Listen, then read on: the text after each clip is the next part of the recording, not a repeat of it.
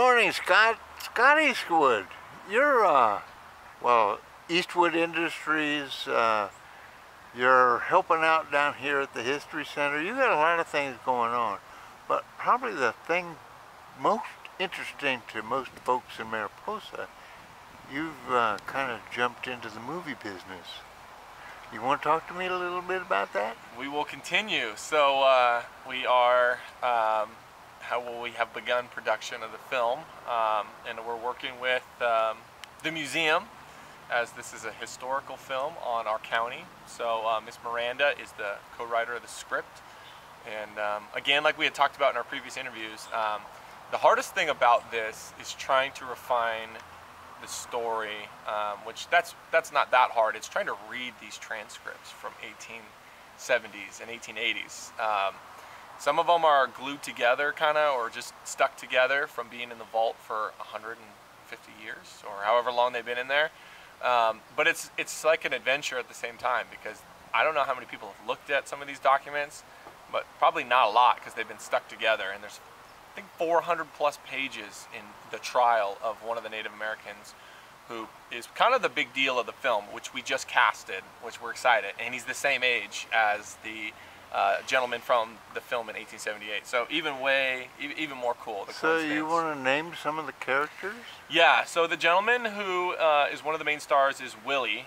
His name is they call him Indian Willie is his nickname, and he was a gentleman that worked for a gentleman named Jonas Thompson in 1870s, particularly 1878, 1879. And he was a ranch hand. He was a good, hard-working kid. Did all kinds of stuff. They tended hogs. They were hog farmers, but they also had gardens, and I know they did a lot of work year-round on different industries. So what happened? Well, I can't tell you too much of the story, but he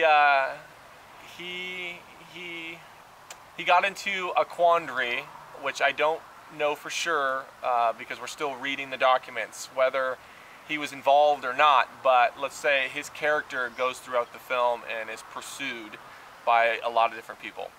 Okay. So there's also Lafayette. Choisier. Lafayette Punch Choisier is a strange name, but they call him Punch. He's a deputy of the county, who earlier in the late 50s was convicted of murder, was sentenced to 20 years in prison. He did 5, moved back east, got married, and then moved back in the 1870s here to Bear Valley, and then became a deputy of the county, actually, which is a story in itself. He's the second main character of the film, who kind of goes through a hardship, does some time for some wrongdoing, and redeems himself and becomes a deputy, and ultimately kind of helps save this Willie character, and that's kind of really the premise of the story. It's a lot larger, but you know, those two gentlemen are the main characters of the film. So you've been publishing some of this on the internet. How many views have you gotten? Just about 80,000 on one. 80,000. Yeah, I didn't, you know, a lot of them are test scenes, so they do depict some of the scenes that will happen, but they are not attributed to, you know, the film completely. So there'll be several versions. As the film kind of tracks back to 1850s, it will depict why people treated other people this way.